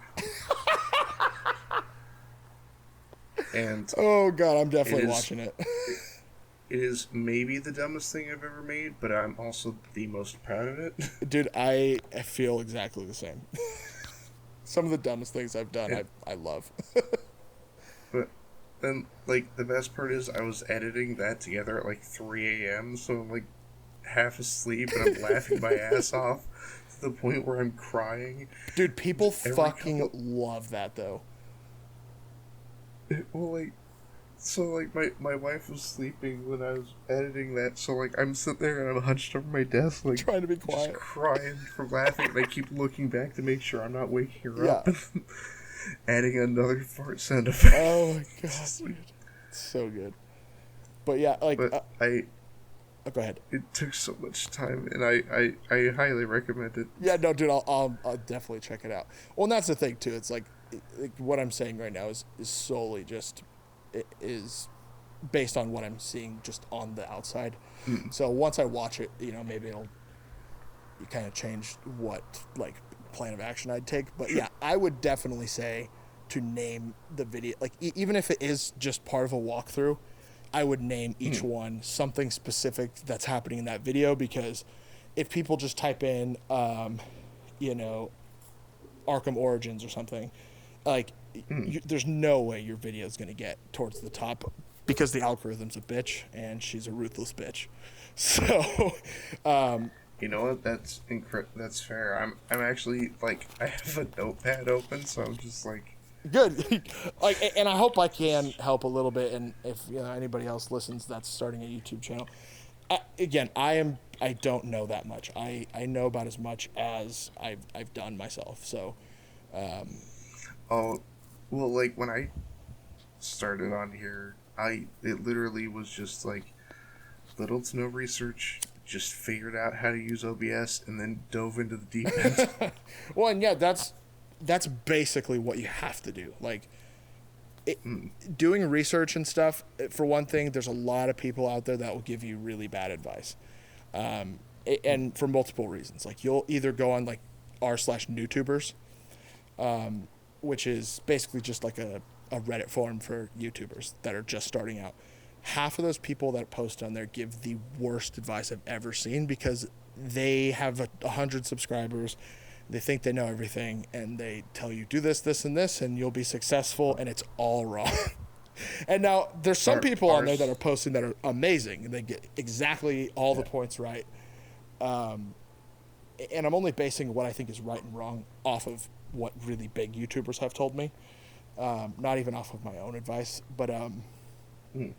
But the other ones are, if you go on YouTube and you type in how to do this on YouTube, most of those channels are literally just clickbait, or they're going to tell you some shit that only works temporarily, or that, isn't even necessarily something that's going to be relevant anymore. Like, they might be giving you some old advice. Like, and they do it because they're trying to prop themselves up without propping a million other people up. Like, there was this one video, and they're giving you some random advice on doing something called sequeling or something. And I ended up asking somebody about it. They're like, don't ever do that. That's the worst thing you could do. You'll get first, you get copyright claimed. Second, like, you're gonna fall underneath their channel. Like, you're never gonna make a video better than this person did originally on this topic. So don't just try to steal top. So it's like there's a million things that you can get advice from that are bad. The best way to do it is to just start doing it and then make friends with bigger channels. But here's the other thing. Don't, and I repeat, don't reach out to big channels and try to use them. And I don't mean just try not to seem like you're trying to use them. Just don't use them. And I don't think you're doing that, or that you would do that anyway. This is more for other people listening. And the only reason I would even say this specifically, because I probably did this when I very first started, but I wasn't even meaning to like try to use anybody or anything. Like I genuinely liked some people and like wanted to collaborate with them or something. The way you approach bigger channels will determine if they respond to you or not. It'll determine, if they write you off and never pay attention to you again. And the number one thing that you could do to screw that up is write somebody and say sub for sub. I cannot tell you how many people absolutely despise sub for sub, and it doesn't work. And there's no reason it would work if you really think about it. It's like, you're going to get a bunch of people following you that don't give a shit about your content. They just want more subscribers, and they'll probably unsub to you the next day. So, but yeah, so those are like the main points. Is just, reach out to people that seem genuine, that you have a relation to in content, because the one thing that is funny, and it all depends on your size and everything changes for each milestone that you reach. So it's like when I had 50 subscribers, when I saw people with 500 subscribers, I could not even imagine getting that far. Like, it's just so out of your head. Like, you just have no clue, what that's going to be like or how to get there or anything. And it's genuinely odd to look at it. But then, once you get to 500, you're like, okay, there's no way I'll get to 1,000. And it just keeps going and going and going. And it's like right now I feel like there's no way I'll get to 100,000, A couple of my friends just did it recently. And my biggest problem is just upload frequency because of my business. But no, the best thing you can really do when reaching out to people is, sorry, the funny thing about it is when you do reach out to somebody and, maybe they're a lot bigger than you, maybe they're a little bigger than you, it doesn't really matter. And it all depends on your size, how they respond. But then as soon as you take off, I probably had 4 channels that I reached out to like a week before my stuff kind of blew up a little bit. And I mean, they either ignored me or said some rude shit. I had somebody say that exact thing, like the whole spiel about, oh yeah, I'll collaborate with you when you get to 2,000 subscribers. And I was like, I literally wrote him back and I was like, oh, no thanks. Like, I asked him and I said no thanks. You know what? I'm good. Yeah, like that just rubbed me the wrong way. It's like, again, I get you can't collaborate with everybody, and that's definitely not what I'm saying. It's just if you can't collaborate with somebody, and there is somebody I want to shout out right now that did this for me.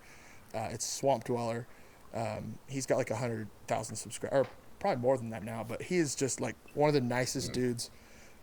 We all call him Shrek for the most part because he's Swamp Dweller. Yeah, I mean, you get it. Yeah. But he had like 100K, and I did this giant narrators collaboration when I first started called The Collection. And I think we ended up with like 25 writers and 25 narrators. But I asked him, and, he basically just told me, like, dude, it's awesome that you're doing it. I think it's going to be great. I just honestly don't have the time. And he's like, I hopefully one day we can collaborate together, but if not, then I wish you luck. And it's nothing against you or anything. It has nothing to do with your size. Like, I'm honestly swamped. and he wasn't being punny. Actually, he probably was being punny. God damn it! But when he told me that, I was like, I felt so much better about it than somebody just ignoring me or like. But even on that note, it's like you obviously can't even respond to everybody either. You know, like imagine like writing Markiplier or something and asking him to collaborate. Like it would just be impossible. You know. I already did write more. Well, here's the thing. Again, you never know, dude. Like I've written people that I could not believe they responded.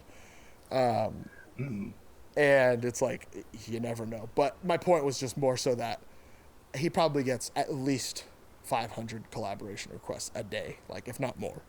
So it's like, you know, you can't respond to everybody, you can't collaborate with everybody, but it's all about the way you approach it and when you approach it. And yeah, man. So I mean, I'd love to. I've talked to Gory B Movie, like the fellows over at Horror Addicts. Okay. About collaborating on something. Although I think we've both just been busy, but I mean, I haven't collaborated with anything with anybody yet.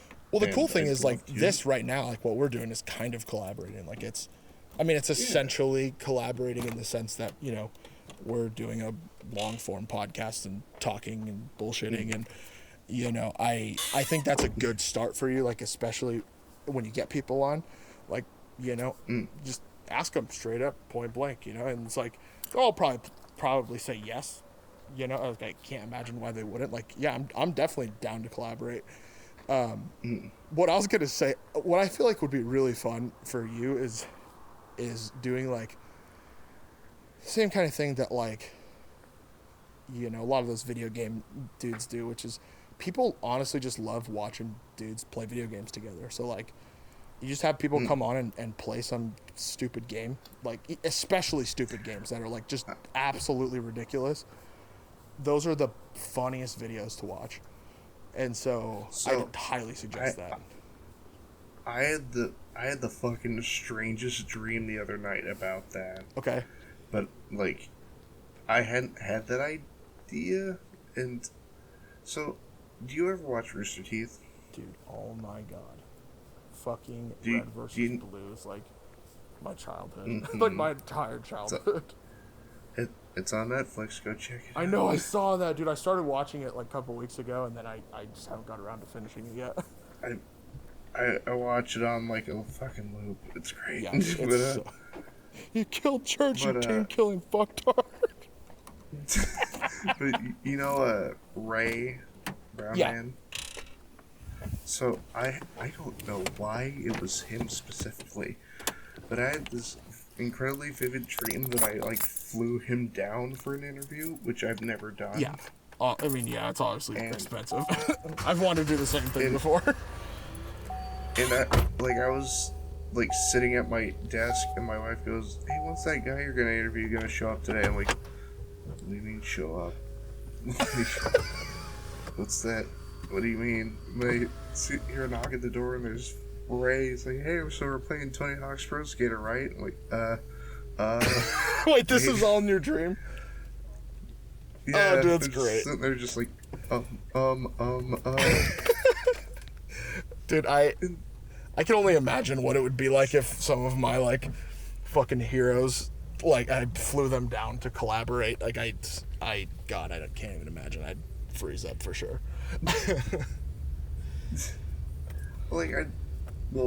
mean, I think, let's see here. What time are we at? Oh yeah, we're going for. Dude, I can talk a lot. You could probably already can tell. Yeah. Let's see, 1:30 a.m. and we're almost 2 hours in. Yeah. I think. What's that? Oh, I was just gonna say, I actually you probably heard me hop in the car. I'm running up to grab something really quick, but I can still hear you, and I'm still recording. My car's pretty silent, so. Sure. But I'll you can cut that out. I think here we'll wrap it up. Yeah, man. Absolutely. Yeah, I mean, honestly, this whole thing has gone really good. I had a blast, and I'll come on anytime, and I'd love to collaborate one day, too. And yeah, man. Hopefully, you know, Well, it, well, I mean, I'll like even if like you have something that you want me to do, I'm down for oh, anything. 100%. Like I usually do once or twice a year, like a really big collaboration of some sort. Mm, And so when I get my media channel going, the other channel I was talking about, I'm going to be doing a yeah. shitload of, like, everything's going to be collaboration on there pretty much. And Mm, so like I'll have a lot of space open for that too. And like, I mean, I'll probably have you on, a couple times, but yeah, man, like I said, my list is like kind of long right now. The problem for me is I love collaborating, mm. and so I have almost too many collaborations. My fans keep being like, so can you do something with like just you? Like, I'm sorry guys, I just No, it has to be two yeah. people, two or more. Well, like the big long one I just did was this ARG called Tin Man, and I had Mm, Nexpo, Atrocity Guide, and my friend Night Terror, and it was like, mm, it was insane, dude. Like, that already was kind of like Atrocity Guide and Nexpo are like two of my favorite horror channels. So, but yeah, it was the I, same kind of I, thing, I was like, holy shit. I, I tried to email Nexpo. He hasn't come back to me. Damn you. Ryan, I mean, I could try to message him for you. I'll put in a good word. He is so fucking busy, dude. He works a full-time job too on top of YouTube. Not that he Yeah, has same to. here. It's just YouTube's so unstable. You know what I mean? So he's just playing it safe. And it's like, for me, even though like my job is probably even more than a full-time job, just because it's like I'm either editing or I'm feeling bad about not editing, like, because I just have a lot of weddings and shit. But it is easier for me because I can make my own schedule besides most Saturdays. So, Mm, but yeah, man. So we'll definitely get something on the books. yeah. Um, and with that, I like to end each episode with a closing question. It's the same question I ask every All right, guest. I love these. If asked, would you be open to coming back as a return guest? Hell yes, man. I'll come back anytime. Fantastic. And yeah, I put this out on my community tab on YouTube and then on Twitter. So hopefully a couple of my subscribers will come on over here and check you out, man. Oh, thank you, man. That's very sweet. Thank you. Absolutely, dude. And You're killing it, man. Keep it up. and, and with that, this has been Demasked. Once again, joined by Nefarious TV. My name's Fresman, and I hope you have a very nice night. Thank you very much.